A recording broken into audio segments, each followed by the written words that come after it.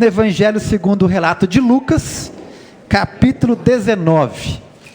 Evangelho segundo o relato de Lucas, capítulo 19. Eu confesso que eu tenho gostado, mais desse formato da igreja, assim, em mesas, do que formato todo mundo olhando para a nuca um do outro. E quem sabe a gente muda, E quem sabe adota esse formato como formato padrão, para a nossa igreja. Oi? Mas, se for com lanche, melhor, Lucas 19, verso 1 ao verso 10. Quem achou? Amém. Vocês estão rápidos, hein? Glória a Deus por isso. Diz o seguinte: Jesus entrou em Jericó e atravessava a cidade. Havia ali um homem rico chamado Zaqueu, chefe dos publicanos. Ele queria ver quem era Jesus, mas sendo de pequena estatura, não conseguia por causa da multidão. Assim correu adiante, subiu numa figueira brava para vê-lo, pois Jesus ia passar por ali. Quando Jesus chegou àquele lugar, olhou para cima e disse: Zaqueu, desça depressa, quero ficar em sua casa hoje. Então ele desceu rapidamente e o recebeu com alegria. Todo o povo viu isso e começou a se queixar. Ele se hospedou na casa de um pecador. Mas Zaqueu levantou-se e disse ao Senhor: Olha, Senhor, eu estou dando a metade dos meus bens aos pobres, e se de alguém extorquir alguma coisa, devolverei 4 vezes mais. Jesus lhe disse: Hoje houve salvação nesta casa, porque este homem também é filho de Abraão, pois o Filho do Homem veio buscar e salvar o que estava perdido. Vou ler o verso 9 novamente. Jesus lhe disse: Hoje houve salvação nesta casa.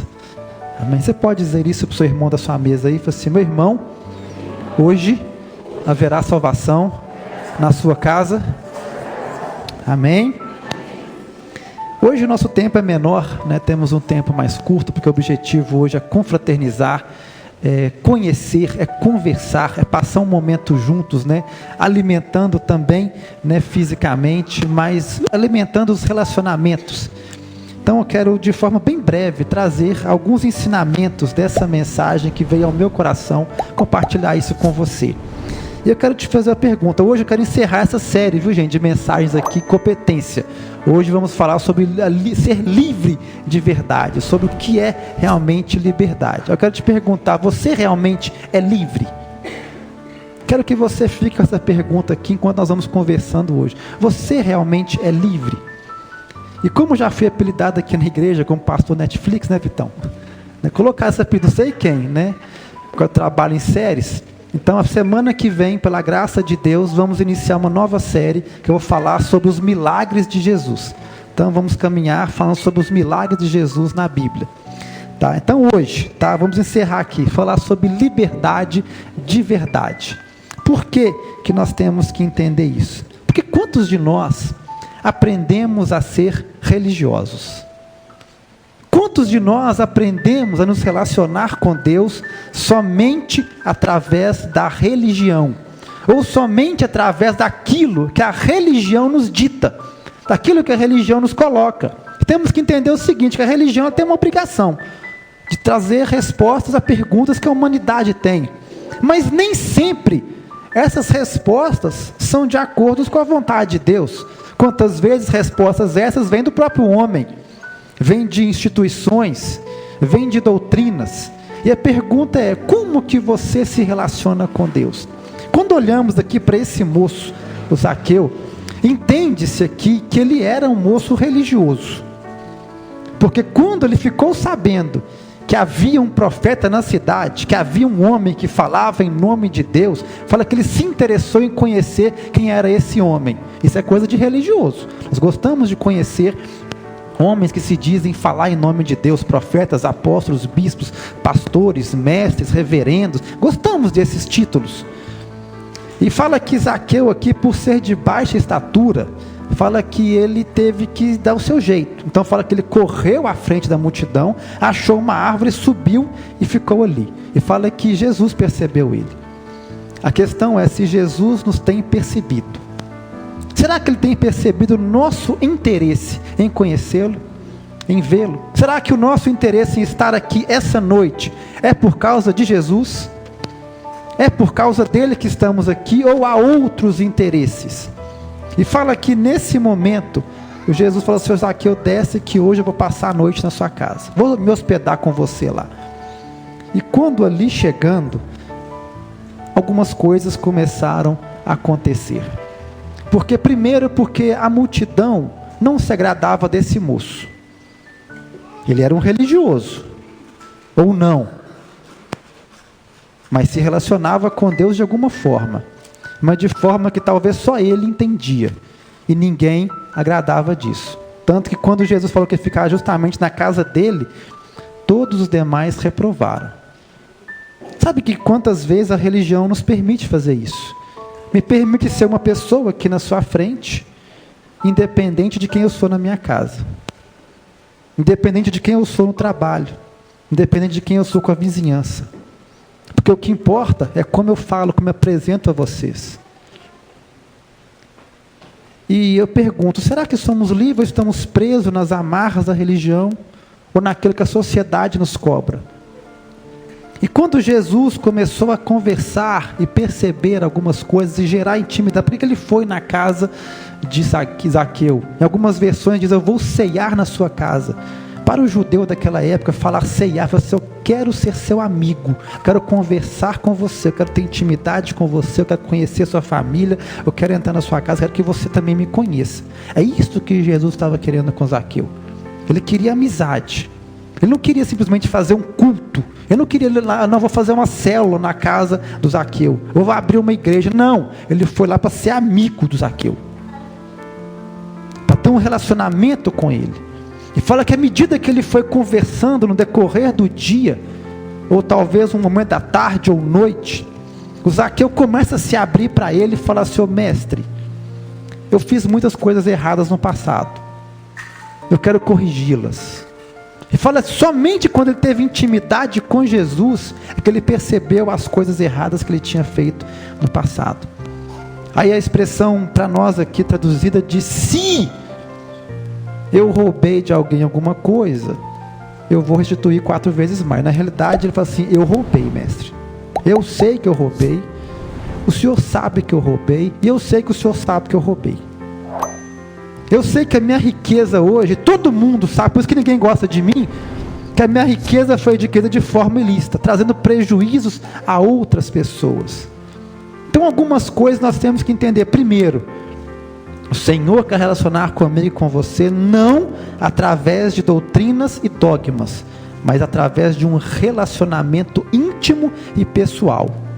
Segunda coisa, se antes de relacionar com Deus intimamente, eu trouxe prejuízos a alguém, o meu dever, agora um homem cheio do Espírito Santo, um homem nascido de novo, eu devo ressarcir, restituir esses relacionamentos, esses prejuízos que eu trouxe. Porque quantos de nós, talvez para conquistar a amizade de alguém, prejudicamos uma outra amizade? Quantos de nós, para conquistar talvez um cargo na empresa, trouxemos prejuízo a outras pessoas, para montar um negócio, ou para adquirir um diploma, ou um título, ou um relacionamento que seja, nós tivemos que prejudicar outros. E a questão é: será que eu reconheci que eu errei no passado? Será que eu estou disposto realmente a reparar esse meu erro, a trazer restauração às pessoas ou instituições prejudicadas por mim? Porque a Bíblia diz que se eu nasci de novo, Paulo fala isso, é assim: se alguém está em Cristo, é nova criatura, as coisas velhas se passaram, tudo se fez novo. Então se eu sou nova criatura, eu tenho que andar em novidade de vida. Aquilo que eu fazia eu não faço mais, aquilo que eu não fazia, agora eu faço. Então se era costume meu, cada um com seu prejuízo, o problema é dele, para lá não, eu sou nova criatura. E uma coisa que Jesus nos ensina muito na Bíblia, é ter compaixão das pessoas. Jesus era conhecido como aquele homem que tinha compaixão. Por isso ele fazia o que ninguém fazia. Por isso as pessoas que eram desprezadas, como por exemplo os leprosos, ele abraçava. Por isso os pecadores, como chamados aqui, o publicano Zaqueu, que era um homem que era odiado, ele falou assim: não, eu vou ficar na sua casa. Aquele homem podia ter dinheiro, mas percebemos aqui que era um homem pobre. Ele era tão pobre, a Bíblia chama de rico. O Lucas aqui fala que ele era rico, mas rico somente de dinheiro. Mas percebemos que ele era tão pobre que a única coisa que ele tinha era dinheiro. Não tinha relacionamento, não tinha carinho, não tinha amizade, não tinha empatia de ninguém, não tinha relacionamento com ninguém. Então a questão é: eu sou livre de verdade? Será que eu estou disposto a ressarcir isso, a mudar? E o último ponto que eu quero tratar com a igreja aqui hoje. A questão é a seguinte: uma vez que eu reconheci o meu erro no passado, eu estou disposto a abandonar? Porque quantos de nós, sim, não, eu estou errado, mas continua? Não vai me custar muito. Vai me custar muito isso. Eu vou perder muito com isso. E quantos de nós preferimos continuar no erro do que consertar a nossa vida diante de Deus? E que ele fala: Senhor, eu vou consertar a minha vida. A minha riqueza foi adquirida roubando os pobres, aumentando os impostos, ou criando impostos que não existiam. Então eu prometo que eu vou doar a metade dos meus bens para os pobres. E aqueles a quem eu ressarci, eu vou ressarcir 4 vezes mais. Se eu fui carrasco, agora eu quero ser generoso. A questão é essa: nós estamos dispostos a mudar o nosso costume, a nossa vida, o nosso falar, o nosso agir, uma vez que nascemos de novo? Porque isso aqui mostra se nós nascemos de novo ou não. Se somos realmente discípulos e filhos de Deus, ou somente religiosos. E depois de tudo isso que ele fala, é que Jesus diz: hoje houve salvação nessa casa. Agora sim, Zaqueu. Agora você entendeu o que é salvação. Porque quantos de nós nos relacionamos com Deus, mas não entendemos o que é salvação, e não adquirimos ela, porque continuamos ainda sobre os costumes do mundo, ainda sobre aquilo que aprendemos talvez com os pais, ou com líderes, ou com pessoas que admiramos, e por quantas vezes trazendo prejuízo ou danos a outras pessoas. E o que mostra que realmente somos livres de verdade e somos salvos é se há em nós novidade de vida. Então eu quero orar nessa noite em nome de Jesus, para que você, meu irmão e minha irmã, o Senhor possa dizer sim: houve salvação em você. A sua casa é uma casa salva. Hoje houve salvação nessa casa, em nome de Jesus. Amém? Você pode colocar de pé no seu lugar, por favor? Quero chamar a mensagem de louvor aqui à frente.